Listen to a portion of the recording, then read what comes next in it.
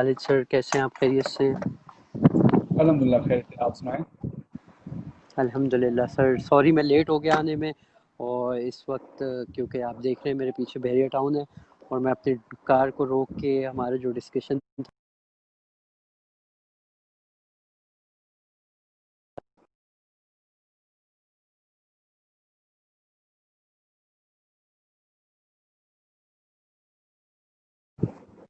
अल्हम्दुलिल्लाह। आप सुनाएं। क्लियर आ रही है सर? आपका आवाज़ थोड़ा रुक के आ रहा है मेरे पास ना। अच्छा, मेरी आवाज़ आपके पास रुक के आ रही है। एक्चुअली यहाँ पे थोड़ा सिग्नल्स का अब इशू है। सही आ रही। अब ठीक है सर? ठीक है सर। जी अल्हम्दुलिल्लाह बेहतर है। आप सुनाएं। जी, अल्लाह का शुक्र sir. Thank you so much, आपने सर टाइम दिया। और बड़ा एक लंबा डिस्कशन, एक लंबा टाइम था। काफ़ी देर से मेरे व्यूअर्स वेट कर रहे थे। लास्ट वीक भी हमारा कुछ डिस्कशन था जो कि कुछ पर्सनल इशू की वजह से नहीं हो सका। जी बस वो आपको बताया ना कि इंसान को साथ साथ फैमिली को लेके भी चलना होता है, तो बिल्कुल बस ऐसे ही उसमें है। थोड़ा सा तकलीफ है। बिल्कुल ऐसे ही है सर। अच्छा सर, हम मैं सबसे पहले चाहूँगा कि मेरे व्यूवर्स आपको सुने, और वो जानना भी चाहते हैं कि क्योंकि मैंने आपका जो इंट्रो किया है वो फ्लाइट ऑपरेशन ऑफिसर किया है। तो सबसे पहले सर मैं आपसे रिक्वेस्ट करूंगा कि आप अपना इंट्रो दे दीजिए प्लीज़, के ताकि मेरे व्यूवर्स को पता चल जाए कि यह फ्लाइट ऑपरेशन ऑफिसर बेसिकली है क्या। जी नाम मेरा खालिद हुसैन है। अब्दुल्ला ने आपको बता ही दिया होगा। फ्लाइट बिल्कुल। ऑपरेशन ऑफिसर एक पहले आपको मैं तो थोड़ी अपनी बैकग्राउंड हिस्ट्री बता दूं, फिर मैं आपको ऑपरेशन ऑफिसर के बारे में बता देता हूँ होता क्या है। बिल्कुल। 2000 2008 से मैं इस फील्ड के अंदर हूँ। मैंने फ्लाइट ऑपरेशन ऑफिसर का कोर्स पीआईई से किया था, और मेरी पहली कंपनी में जॉब की प्रिंसले जेट में एज अ चार्टर्ड एयरलाइन है वो। वहाँ हम्म। फ्लाइट ऑपरेशन ऑफिसर था। मैं 3 साल मैंने वहाँ काम किया। उसके बाद मैंने अच्छा। कंपनी स्विच की थी, royal airport services, ground handling बिल्कुल। एजेंसी है वो। हम्म। अगेन वहाँ पर मैं ऑपरेशन ऑफिसर ही रहा। ठीक लाइक है। 4 साल मैंने वहाँ काम किया। और 2015 से मैं पीआईए में फ्लाइट ऑपरेशन ऑफिसर की फील्ड में अगेन काम कर रहा हूँ। मुझे 5 साल यहाँ पर हो गए। तीनों फील्ड में अच्छा। डिफरेंस ये है कि flight operation officer as a chartered airline में, एज अ ग्राउंड हैंडलिंग में, और एज अ शेड्यूल एयरलाइन में फर्क मतलब काम अलग अलग होते हैं। मैं अच्छा। अभी करंटली पीआईए में हूँ। तो पीआईए के रिगार्डिंग बता देता हूँ कि हम लोग यहाँ पर प्लानिंग करते हैं फ्लाइट्स की। लाइक कराची से इस्लामाबाद फ्लाइट जानी है तो कौन सा जहाज़ हम प्लान करेंगे, हम्म। कितना लोड है तो उसके लिहाज से हमें कौन सा जहाज़ लेना चाहिए। उसके बाद रूट हमें ऑप्टिमम रूट, मतलब ऑप्टिमम रूट जहाँ पे हमें मिनिमम फ्यूल पे मैक्सिमम परफॉर्मेंस मिल रही हो। अच्छा, हमें उसके अलावा मेंटेनेंस कॉस्ट और बाकी कॉस्ट को भी देखना होता है कि हम चाहते हैं कि हम मिनिमम खर्चे में मैक्सिमम कमाएं। और ए टू ओके। बी जो भी प्लानिंग होती है वो सारी हमारे यहाँ होती है। और कब मेन काम कप्तान को ब्रीफ करना, जो हम बनाते हैं, जो फ्लाइट प्लान बना लिया उसके बाद उनको ब्रीफ करना कि ये हमने बनाया, ये इस रूट के तहत आप जाएंगे, ये नौटाइम्स हैं, ये वेदर है इन रूट, ये मतलब ये सब चीज़ें हम टेक्निकल चीज़ें हैं, जैसे नौटाइम, इन रूट वेदर, और ये सब चीज़ें हम देख रहे होते अच्छा, बहुत अच्छी बात सर, थैंक यू। आपका माशाल्लाह से इतना हैं। अच्छा मैं अब बैकग्राउंड है। आपको इतना भी अच्छा बैकग्राउंड है आपका। तो जी सर बोलिए। नहीं, मैं आपसे ही पूछने जा रहा हूँ। मैं तो खैर आपको पर्सनली जानता हूँ, मगर जो बाकी लोग हैं वो आपके बारे में जाने ना, आप क्या चीज़ हैं। हाँ बिल्कुल ऐसे ही आप है भी अपने सर, बारे में मेरा बता भी दें। ऐसा है कि मैं 10 ईयर्स से अल्हम्दुलिल्लाह ट्रैवलिंग की फील्ड में और डिफरेंट एयरलाइन डिफरेंट ऑर्गेनाइजेशन के अंदर काम किया। बिकॉज मेरे पास आउट ऑफ कंट्री भी, पाकिस्तान से बाहर का भी एक्सपीरियंस है ट्रैवलिंग में, और कुछ सर्टिफिकेशंस भी हैं। और फ्लाई दुबई एयरलाइन में मैंने जॉब की है, फिर मैंने एमिरेट्स हॉलीडेज़ में जॉब की है, उसके अलावा T T B O holidays एक पोर्टल है उसको रन किया है, अभी एक रीम्स हॉलीडेज़ एक पोर्टल है उसको रन कर रहा हूँ। और ऐसा ही है कि पाकिस्तान के अल्हम्दुलिल्लाह बल्कि काफ़ी बड़े एजेंट्स जो हैं वो अल्लाह का शुक्र है कि जानते हैं, और बी टू बी वर्क में हूँ मैं यहाँ पे। और बी टू बी का मेरा बेसिकली काम है, लेकिन अब जाहिर है कि ट्रैवल एजेंट है तो वो ट्रैवल एजेंट कोई एक काम करता नहीं है, तो वो सारे काम ही हमारे हैं। वीज़ा से लेके ticket, hotel, transfer, excursion, tour, सब कुछ ऑर्गेनाइज करते हैं हम। माशाल्लाह, मतलब काफ़ी अच्छा आपका जो एक्सपीरियंस भी है काफ़ी। हमें कुछ नॉलेज है कि एयरलाइंस के हवाले से।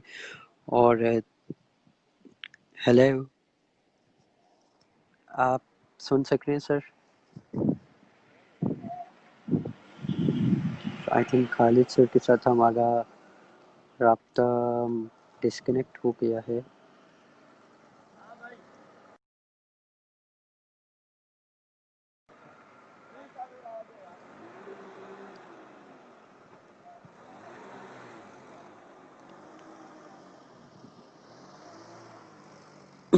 तो फ्रेंड्स, खालिद सर के साथ हमारा इस वक्त राब्ता डिस्कनेक्ट हो गया है। थोड़ा सा डिस्कशन हमने जो किया वो किया, और अभी इंशाल्लाह वो हमें ज्वाइन करते हैं तो मज़ीद इनसे हम पूछते हैं कि ये क्या सोच रखते हैं या क्या चेंज आने वाला है अभी इस फील्ड में, या इससे पीआईए को क्या लॉस हुआ है इस वक्त कि एजेंसीज वगैरह बंद हो गई सारी, और रिलायंस जो चल रही हैं उसमें पीआईए को क्या फ़ायदा, क्या लॉस बेयर किया है पीआईए ने, और आने वाले वक्त में हमें क्या नज़र आएगा और क्या करना चाहिए हमें। तो वो भी हम इनसे कुछ डिस्कस करते हैं इस वक्त। खालिद सर का शायद थिंक डिस्कनेक्ट हो गए हैं। Let me check.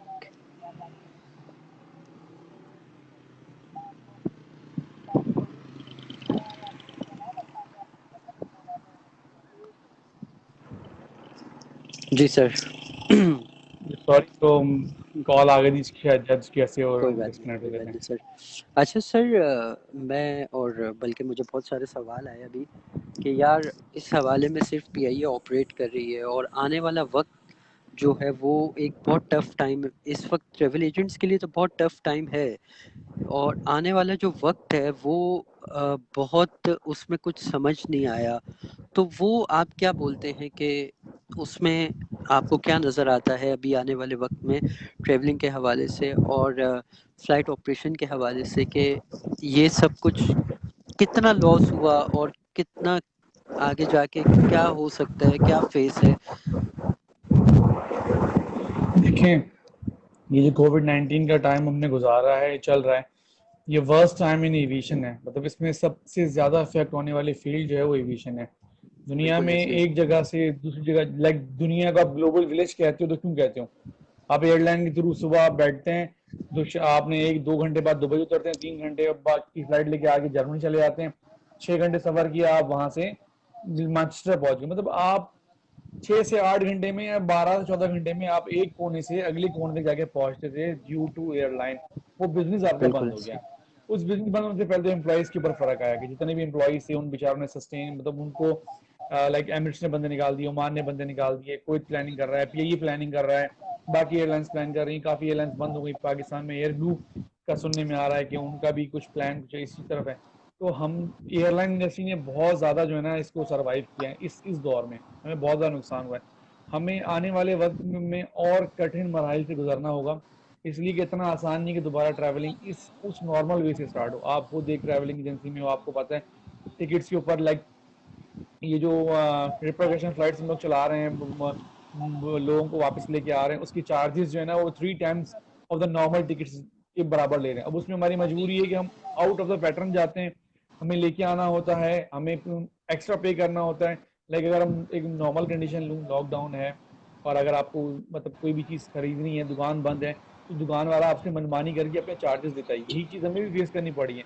एयरपोर्ट्स बंद है तो हमें चार्जेस भी उनकी मनमानी के हिसाब से देने पड़ रहे हैं। हमने ये फ्लाइट की थी मेलबर्न वाली, उसमें लाइक जहां हमें 2 रुपए भरने थे वहां हम 10 रुपए भर रहे थे, और उनको इलाज मतलब उनको मिन्नत समझ करके हमारी कहना मान लो, बट वो चीज कर नहीं रहे थे।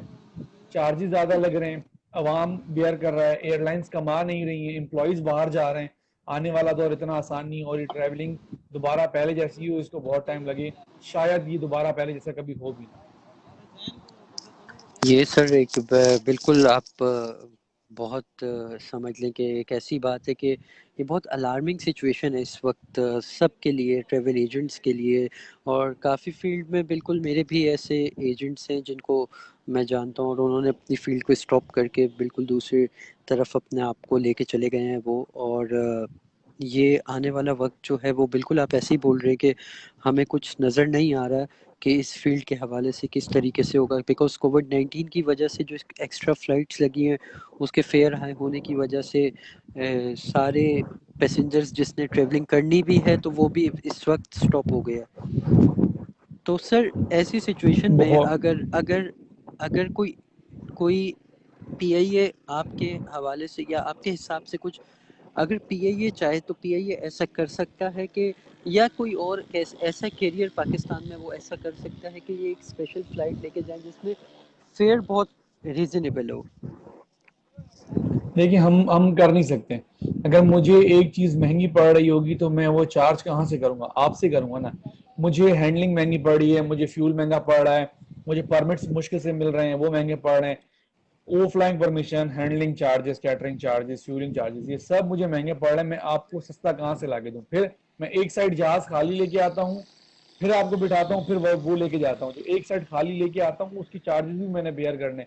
तो मैं चाह के भी नहीं कर सकता। मतलब हम ये टिकट सस्ता बेच ही नहीं सकते। तो सर अभी जो फ़्लाइट्स वहाँ से आ रही हैं, अब जिस तरह एक एमिरेट्स की फ़्लाइट आ रही है, फिर फ्लाई दुबई की फ़्लाइट्स आ रही हैं, दूसरे कैरियर्स भी काफ़ी आ रहे हैं पाकिस्तान में, मैं देख रहा हूँ फ़्लाइट ट्रैक पे। लेकिन जब वो फ़्लाइट्स आ रही हैं वो पैसेंजर प्लेन है, बट वो लेके कार्गो आ रहे हैं, तो वो वहाँ से जी। पैसेंजर्स क्यों नहीं ये लेके आ सकता? ये प्रॉब्लम एक है जो हम।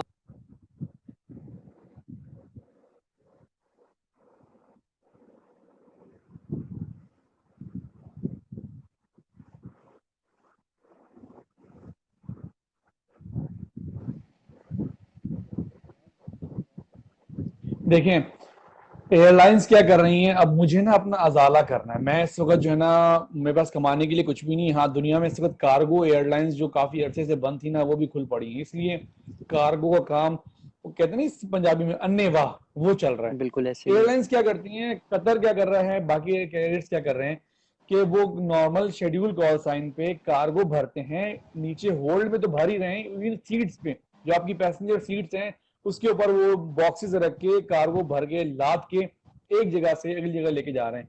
अब उनके पास कार्गो इतना है कि अगर वो एक साइड कार्गो लेके जाएं, एक साइड पैसेंजर लेके आए, बात खत्म। उनकी वो बराबर हो जाते हैं। अब सिविल एविएशन ने क्या किया, उन्होंने कहा कि पाकिस्तान से बंदा आप बाहर क्यों? इसी से आप मुझसे बेहतर आप लोग जानते होंगे कि बाहर की नेशनलिटी के लोग तो रहते ही नहीं है। हम सारे बिल्कुल पाकिस्तानी ऐसे रहते ही है। हैं। इट मीन मुझे यहाँ से बाहर का तो बंदा मिलना नहीं है, मुझे बंदा मिलना है बाहर से पाकिस्तान का। लोग पाकिस्तान वापस आना चाहते हैं। सिविल एविएशन ने उस पर लगाई हुई पाबंदी, बट चार्टर्ड फ्लाइट्स आ सकती हैं। पीआईए एक चार्टर्ड कॉल साइन से बंदे तो वापस लेके आ रहे हैं। बाकी एयरलाइंस को ये परमिशन नहीं है।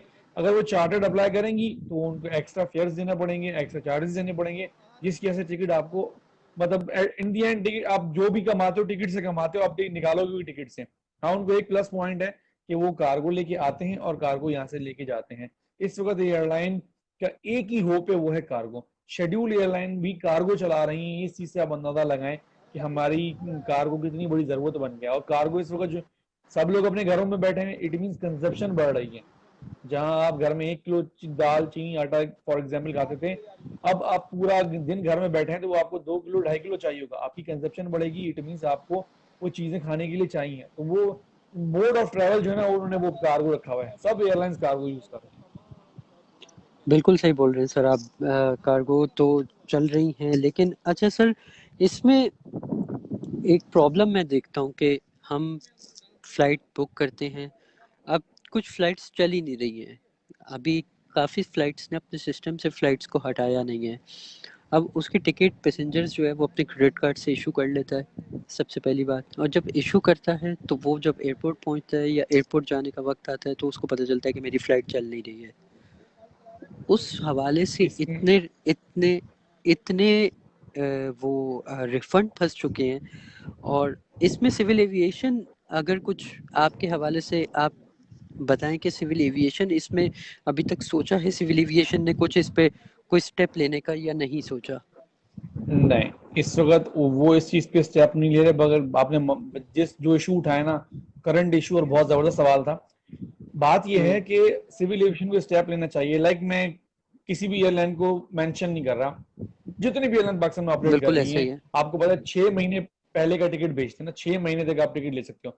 लोगों हम्म। ने टिकट परचेस किए हुए थे। कोविड-19 की वजह से 24 मार्च से आपने डोमेस्टिक फ्लाइटें बंद कर दी। हमें की बात, जब मैंने फ्लाइटें बंद कर दी, अब मुझे रिफंड की जरूरत है।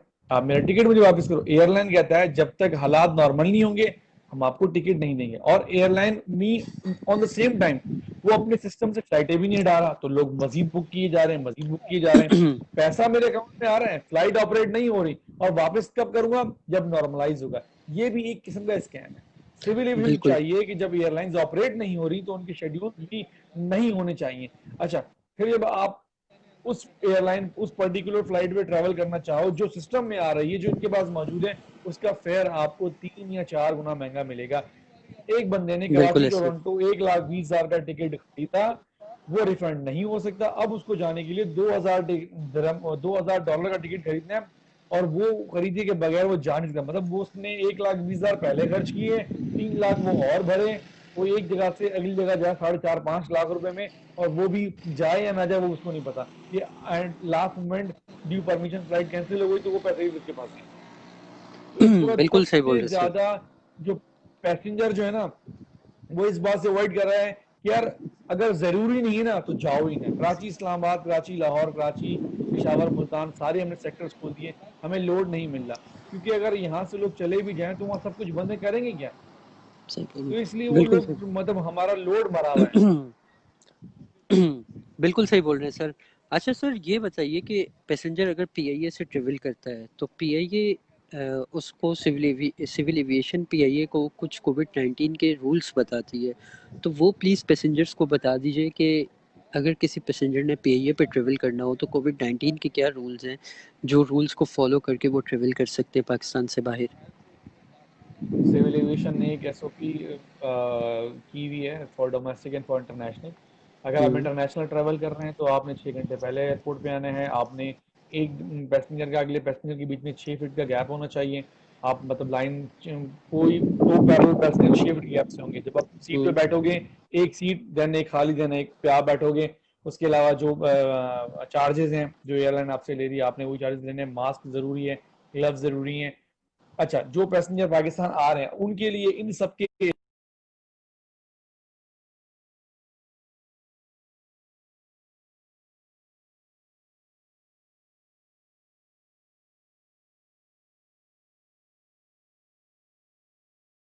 आता है तो वो वहां से जा सकता है, बट सबने क्वारंटाइन होना जरूरी है।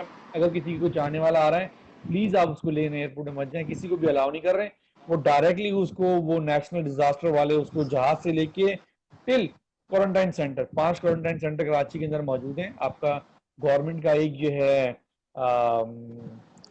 एक्सपो सेंटर पे, और एक वो नॉर्दर्न बाईपास पे, और 3 इनके नाम पे होटल है, रमादा, पीआईए होटल, और एक ये गैलेक्सी होटल जो ओल्ड डेज इन होटल है। तो हम्म। ये वो 5 तो सेंटर है। सर अगर अगर इस इन बिटवीन अगर किसी का टेस्ट पॉजिटिव आ जाए तो पॉजिटिव आने पे क्वारंटाइन कितने डेज तक किया जाता है? 14 डेज, और 14 डेज के बाद अगेन एक टेस्ट होगा। उसकी रिजल्ट मिलने के बाद आपको छोड़ा जाएगा। अगर वो स्टिल आप में इन्फेक्शन है तो आपको लीव नहीं करेंगे। अच्छा, क्वारंटाइन सोच समझ के किसी एक जगह पे हुईगा, जहां भी आप होंगे फिर वहां से आपको मूव नहीं होना। लाइक आप होटल में चले गए, रमादा 16,000 प्लस उसका पर नाइट का है, और आपने कहा कि चलो 2 दिन में मैं पे कर लूंगा, बट अगर टेस्ट पॉजिटिव आ गया तो फिर वो आपकी लोकेशन मूव नहीं करेंगे। देन आपको नेक्स्ट 14 डेज के भी पैसे भरने, और ये पैसे पैसेंजर ही भर रहा है, इसमें कोई किसी की अमल दखल नहीं है। आपको ही भरना है, आपको पे करना है। चाहे हम कोई भी क्वारंटाइन करें, चाहे हम गवर्नमेंट की तरफ से भी अगर क्वारंटाइन करना चाहें तो भी उसमें पे करना पड़ेगा हमें? नहीं, गवर्नमेंट के 2 सेंटर हैं उसमें पे नहीं करना पड़ता, बट काफी लोग हैं वो उसे अवॉइड कर रहे हैं, क्योंकि आपको पता है कि हर बंदा कॉन्शियस होता है कि यार मैं जरा अच्छी बिल्कुल जगह ऐसे। जाऊं, अगर पे कर सकता हूँ जरूर जाऊंगा। जो जो तबका पे नहीं कर पा रहा, जो कैटेगरी, वो जाते हैं। ये आप एक्सो सेंटर भी क्वारंटाइन सेंटर बना हुआ है, और वो नॉर्दर्न बाईपास में जहाँ आने वाले वक्तों में सुना है कि कराची एयरपोर्ट शिफ्ट होगा, वहां पे बना हुआ है नॉर्दर्न बाईपास के ऊपर। ठीक है सर। ये बहुत अच्छी आपने व्यूअर्स को हमारे बहुत अच्छी डिस्कशन बताई है, और बल्कि इवन मेरी नॉलेज में भी आपने बहुत इजाफा किया। थैंक यू सो मच इस मुझे चीज़ कुछ के लिए। सवाल आपसे भी करने हैं। हुक्म करिए सर।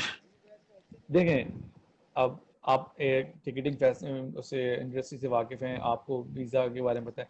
हम्म। क्या क्या समझते हैं आपके आने वाले वक्तों में ये वीज़ा की जो रिक्वायरमेंट्स हैं, या जो टिकट है, ये मतलब नीचे आएगा नहीं आएगा? आप इसके बारे में आपकी क्या राय है? मतलब एक एज अ ट्रैवल एजेंट आप क्या सोचते हो, खासतौर पे सर वीज़ा के ऊपर बताइएगा। सर देखिए, इस वक्त हम जो सिचुएशन करंटली सिचुएशन जो गुजर रही है वो ऐसा है कि एम्बेसीज कर रही हैं कॉम्प्रोमाइज़, लेकिन कुछ एम्बेसीज हैं। अब मैं आपको अपनी मिसाल दे दूं कि मेरा टर्की का वीज़ा लगा हुआ था, वैलिड वीज़ा था, जो कि मेरा ख़त्म हुआ है 12 जून को। मैंने पहले एम्बेसी में ईमेल किया, तो ईमेल में एम्बेसी ने रिप्लाई किया कि हम आपको if you are not travel sorry, तो उन्होंने बोला if you are it's not okay. Travel, तो उन्होंने बोला कि अगर आप कोविड-19 की वजह से नहीं जा सके तो हम आपको एक वीज़ा रिन्यू करके देंगे। बहुत अच्छा हो गया, मैंने कहा चलो दोबारा अप्लाई करते हैं। लेकिन जब वेरी नेक्स्ट डे मैंने वो फॉर्म फिल किया तो मुझे पता चला कि वो सब कुछ ख़त्म हो गया है। ठीक है। अब यही नुकसान है। वीज़े के हवाले से हर दिन एक न्यू अपडेट है, हर दिन एक न्यू अपडेट। ठीक है, जिसमें हम ट्रेवल एजेंट्स को एक न्यू फेस फील करना पड़ रहा है, लेकिन पैसेंजर्स जो हैं वो इस चीज़ को फेस नहीं कर पाएंगे। काफ़ी लोगों ने जो ऑनलाइन कंट्रीज़ के वीज़े हैं, जो ई वीज़ा है, उन्होंने पे किया, उनका ई वीज़े की फ़ीस कट चुकी, लेकिन उनका वीज़ा नहीं आया बिकॉज़ इमिग्रेशन बंद था।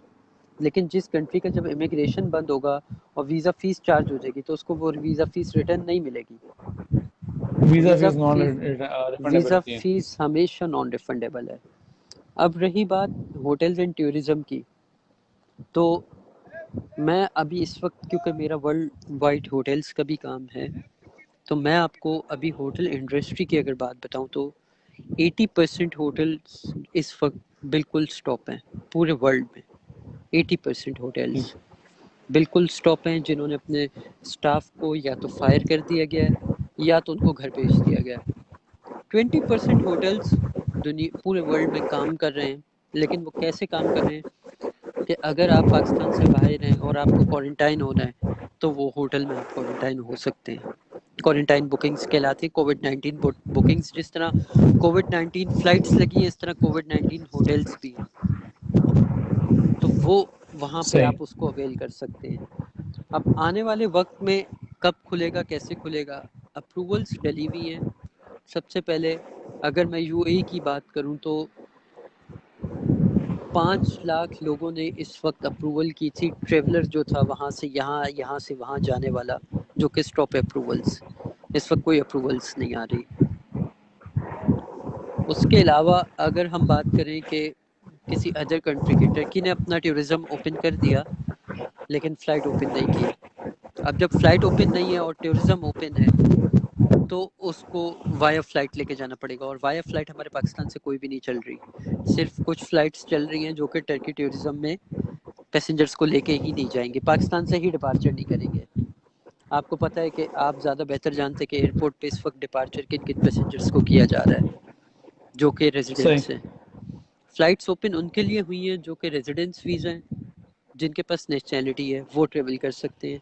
अदरवाइज़ किसी पर टूरिस्ट वीज़ा या बिजनेस वीज़ा है तो वो ट्रेवल नहीं कर सकता इस वक्त। स्टूडेंट वीज़ा है तो एग्जैक्टली। भी ट्रेवल कर सकता है, लेकिन अदर अदर अगर वो कोई इसके अलावा अदर वीज़ा है तो वो ट्रेवल नहीं कर पाएंगे। अच्छा, स्टूडेंट वीजा भी पाकिस्तान इमिग्रेशन नहीं मानता, और सिर्फ चंद कंट्रीज हैं जहाँ ये लोग छोड़ रहे हैं, बाकी पे नहीं छोड़ रहे। बिल्कुल ऐसा उस ही दिन है। कुछ स्टूडेंट थे जिनको उन्होंने ऑफलोड किया था, मतलब नहीं जाने दिया था। बिल्कुल ऐसा ही है सर। तो सर आने वाले वक्त में हमें कुछ भी इस वक्त कुछ नज़र नहीं आ रहा कि ये कब सही होगा, कैसे सही होगा, या इसमें क्या चार्म है। एक अल्हम्दुलिल्लाह एक बहुत अच्छी फील्ड थी ये, इस वक्त तो थी का ही बोलेंगे, बिकॉज बड़ी बड़ी एयरलाइंस ने अपने स्टाफ को फायर कर दिया। लुफ्टांजा ने, एमिरेट्स ने, केएलएम ने, इससे बड़ा कोई नाम नहीं है कोई एविएशन के अंदर पे। यूनाइटेड एयरवेज़ है, अमेरिकन एयरलाइन है, डेल्टा एयरवेज़ है, इन सब ने अपने स्टाफ्स को फायर कर दिया है। तो फिर हम अगर इस चीज़ को देखें तो वाकई ही एक एविएशन इंडस्ट्री पूरी तरीके से हिल चुकी है, पूरी तरीके से। बिल्कुल। और ये कब सही होगी ये किसी को कुछ पता नहीं है। एक्सपेक्ट किया था जून जुलाई में ओपन हो जाएगा, लेकिन अब सिचुएशन देख के नहीं लगता कि ये इतना जल्दी रिकवर होगा। 2020 और 2021 भी आप कह सकते हैं कि ये जाएगा बीच में। इट विल टेक टाइम, इतना आसान नहीं है। जिस तरह के नुकसान हुए ना, और जिस तरह का एक माहौल बना है, ये हमें बहुत टाइम चाहिए। बिल्कुल ऐसा ही है। सर्वाइवल सर, सर्वाइवल स्टेज है, जिसने सर्वाइव कर लिया इस फील्ड में तो कर सकते हैं, लेकिन इस वक्त सर्वाइव के बगैर और कोई ऑप्शन नहीं है। सिर्फ ऑप्शन ये है कि आप या तो फील्ड चेंज कर दो, और हमारी फील्ड में 70% एजेंट्स इस वक्त बंद हो चुके हैं।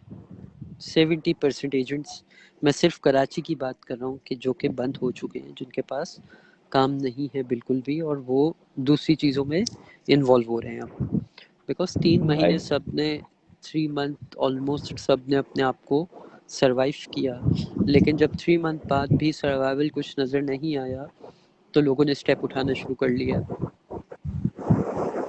बिल्कुल सही कह रहे हैं आप, क्योंकि मैंने एंड ऑफ द डे पेट पालने के लिए कुछ ना कुछ तो करना है ना। मैं बिल्कुल ऐसे ही है। अगर मुझे मुझे अर्न नहीं होगा कहीं से भी, लाइक मैं अपने बेसिक्स नीड्स ही पूरी ना कर पाऊँ, तो बेहतर है मैं स्किप कर जाऊँ। बिल्कुल ऐसे ही है सर। तो सर ये सारी सिचुएशन है इस वक्त, और हमें कुछ पता नहीं है। सर आप, आपने मुझे इतना टाइम दे दिया, आप बस सर मुझे लास्ट में बस ये 2-3 बातें बता दें कि सिविल एविएशन इस वक्त, आने वाले वक्त में, अगर पैसेंजर्स को खोलेगा, या अगर आपके हिसाब से फ़्लाइट ओपन हो जाती है, तो क्या फेस एक देखना पड़ेगा हमें एयरपोर्ट पे? Totally different. कल मैं एयरपोर्ट गया, मेरी ड्यूटी वहां पर थी, तो चाइनीज उतरे हुए थे, उन सब ने ना पीपी सूट पहने हुए थे, मास्क, ग्लव्स और ये सब। ऐसा लग रहा था कि जो ना नासा की स्पेस शटल सारे आए हैं। तो आने वाले वक्तों में अगर एयरलाइन इंडस्ट्री नॉर्मल भी हुई, तो वो उस पहले जैसी नॉर्मल नहीं होगी। आपको रूल्स रेगुलेशन और रिस्ट्रिक्शन के साथ ट्रैवल करोगे। और दूसरी चीज़ ये कि सिविल स्टेप उठाएगा, जाहिर सी बात है अगर मैं यहाँ से प्रॉपर बंदा नहीं भेजूंगा, तो सामने वाला कंट्री में मेरा प्रॉपर बंदा नहीं लेगा। तो वो यहीं से रिस्ट्रिक्शन के साथ आप मतलब ट्रैवलिंग होगी, बट विद रिस्ट्रिक्शंस। बिल्कुल ऐसा ही है। और ये हर पैसेंजर के ऊपर जो चीज़ लागू होगी, कि उन लोगों को अब ये चीज़ करनी पड़ेगी, कि अब अगर आने वाले वक्तों में नॉर्मल भी हुआ, तो वो पहले जैसा नॉर्मल नहीं होगा। अच्छा सर, कि इसमें आप जिस तरह फ्लाइट ऑपरेशन ऑफिसर हैं, तो जब फ्लाइट्स ही नहीं चल रही, तो इसमें आप लोग को क्या नुकसान हुआ है? सिंपल सी बात है, अगर हम कमाएंगे नहीं तो हमें मिलेगा कैसे? अच्छा, हम लोगों नहीं। को नुकसान यूं भी हुआ है, दो दो हम्म। तरीके से हुआ है। एक तो लाइक मेरा काम डे डे बाय डे वाला है। अगर मैं 2 या 4 दिन काम ना करूं, तो मेरे स्किल्स पे फर्क पड़ता है। ठीक है, हम ओके। हमारे पास जो ना काम, वो अगर हम नहीं करते, लाइक अगर हम अगर रोज काम नहीं करेंगे ना, तो जंग लग जाएगा और हमें अपने बिल्कुल काम ऐसा को ही है। ग्रिफ करने में टाइम लगेगा। ये तो मेरा प्रोफेशनल स्किल्स एक तो ये हो गए। दूसरा, जब अगर मैं काम नहीं करूंगा, तो हमारा लाइसेंस 5 साल के लिए वैलिड होता है, और 5 साल में मैं काम करना होता है। पहले ये 2 साल की वैलिडिटी पे था। अगर मैं कंटिन्यूसली काम नहीं करूंगा, तो फिर ये लाइसेंस मेरे किसी काम का नहीं। फिर इसकी रिन्यूअल ओके। के लिए मुझे पूरा प्रोसेस करना पड़ेगा, और बड़े मसले मसाइल हैं। तो मतलब मैं प्रोफेशनली और टेक्निकली दोनों तरीके से मार खा जाऊंगा। तो सर अभी इस वक्त वर्ल्ड वाइड ग्लोबली एयरलाइंस ने अपने स्टाफ को फायर किया, तो क्या कुछ ऐसी ऐसी पोजीशन अभी पीआईए पे आई है, या आप देखते हैं कि आ सकती है? They are planning they are planning maybe within 20 to 25 days you will come to know कि PIA will fire his staff, most of the staff. They are planning. Okay sir. तो बस sir, आप भी दुआ करते रहिए, और हम भी Hope इसी उम्मीद hope के साथ, hope for the best. Hope for the hope for best. The best में बैठे में हम भी। तो सर बाकी आप एंड में कोई एक मैसेज देना चाहें तो बिल्कुल आप दे सकते हैं, कोई ट्रेवलर को हमारे। देखें, लफ्जों से तो मैं किसी का आज़ारा नहीं कर सकता, मगर मैं एक चीज़ ज़रूर कहूँगा, हम मुसलमान हैं, अल्लाह की ज़ात पे भरोसा रखें। आज नहीं बिल्कुल। कल ये वक्त गुजर जाना है। और ये जो इंडस्ट्री लोग छोड़ रहे हैं, मैं मानता हूँ कि इंसान के लिए पैसा बहुत बड़ी बेसिक नीड है। बट अगर अल्लाह की ज़ात पे थोड़ा सा भरोसा रखें, और जितने साल आपने इस इंडस्ट्री में गुजारे, एविएशन की मैं आपको बताता हूँ, जिसने एक दिन भी एयरपोर्ट पे या एयरलाइन पे या ट्रैवल एजेंसी में काम किया ना, उसको दुनिया के किसी काम में मज़ा नहीं आएगा। इसमें ऐसी बिल्कुल चस ऐसे है, ही। ऐसा मज़ा है, उसको मज़ा नहीं आएगा। तो अल्लाह की सर ज़ात पे मुझसे थोड़ा सा पूछना भरोसा बिल्कुल। रखे। मुझे मुझे बड़े देखें, बड़े लोग बोलते हैं कि यार ये कर लो वो कर लो, तो लेकिन बात ये है कि जिस इंसान ने जिस फील्ड में 10 इयर्स स्पेंड किए हों, और बड़ा एक स्ट्रगल फेज देखा उसने लाइफ में, और बड़ी स्ट्रगल्स के बाद वो यहाँ तक पहुँचा हो, तो उस फील्ड को छोड़ना नामुमकिन सी बात है उसके लिए। नेक्स्ट में पॉसिबल है, नेक्स्ट में। अभी हम लोगों को बिठाया हुआ था, मतलब हम लोग घर पे तो खैर नहीं बैठे, हम 4 फ्लाइट्स प्लान कर रहे थे। हम जाते थे वहां पर, काफी लड़के थे जो नहीं आ रहे थे, तो मतलब जो लोग नहीं जा रहे थे उनके दिमाग में ये था यार हम इस फील्ड के बगैर रह नहीं सकते। तो बिल्कुल ऐसे ही। अल्लाह की ज़ात पे भरोसा रखें, हम मुसलमान हैं, हमें उस पाक परवरदिगार की ज़ात पे भरोसा रखना चाहिए। इंशाल्लाह सब नॉर्मल होगा इंशाल्लाह। तो जो भी बड़ी बिल्कुल ऐसे ताकतें, ही। बड़ी कुव्वतें हैं, जो भी गेम चल रहा है, हम उसके ऊपर बात नहीं कर रहे हैं, बस हमें अल्लाह की ज़ात पे भरोसा रखना चाहिए। फील्ड क्विट या स्विच करें भी तो एक ऑप्शनल के तौर पे करें कि आप वापस यहाँ जरूर आओगे, इस फील्ड से मोहब्बत करो। ये ऐसी फील्ड है, ये आपको ये आपको कहीं का मतलब किसी का होने नहीं देगी। बेशक। बिल्कुल ये सही बोल रहे हैं अपने सर। पास ही रखेगी आपको। बिल्कुल सही बोल रहे हैं sir. Sir thank you so very much आपके टाइम के लिए, और आपने इतनी मैं अच्छी अच्छी एक बातें मैसेज बताई। आपसे भी लेना चाहूंगा लास्ट में कि बिल्कुल आप ऐसा ही है क्या सर। मैसेज मैं देंगे। अपने ट्रेवलर्स और जो भी मेरे व्यूवर्स हैं उनको मैं ये मैसेज दूंगा कि आप लोग प्लीज़ हिम्मत मत हारिए, और जिसका जो डेस्टिनेशन पे ट्रेवल का प्लान है वो उसको वैसे ही सोच के रखिए। इंशाल्लाह ये सब कुछ इंशाल्लाह। ठीक हो जाएगा। और जिनके वीज़े लगे हुए हैं और वो परेशान हैं कि हमारे वीज़े ख़त्म हो रहे हैं, तो उनके लिए भी एम्बेसीज निकालेंगी कुछ ना कुछ सॉल्यूशन। तो आप लोग प्लीज़ सिर्फ वेट इंशाल्लाह हाँ। करिए इस देखिए वक्त।